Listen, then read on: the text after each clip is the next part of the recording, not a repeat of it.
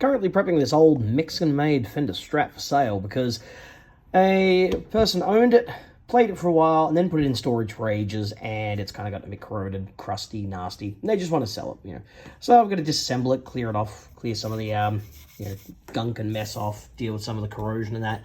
But I wanted to show that there was a time when Fender made great stuff.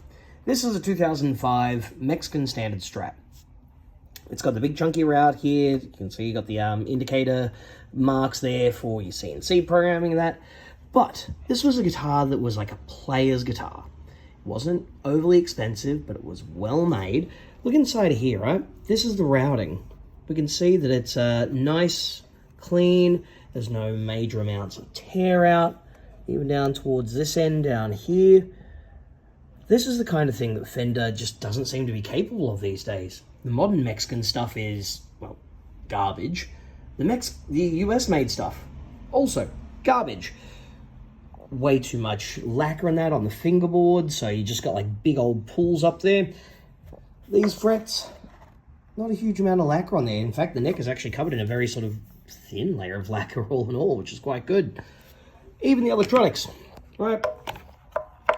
This, good quality stuff. So we got ourselves, decent CTS pots in there. Decent Oak Grigsby switch as well. These are the ceramic pickups. They sound pretty decent. Easy enough to swap them out. That's what I used to recommend to people. If you had a couple of bucks, go buy something like this, secondhand, or even the Squires, like the old classic vibes of the era. Upgrade the pickups, upgrade the hardware, and you've got a brilliant instrument. Nowadays, you got to buy a $2,000 Fender, and you got to take it to go have the frets finished off because they didn't draw them right. Or you got to have the nut redone because it was cut from like a massive chunk of material and they just didn't bother finishing it at factory.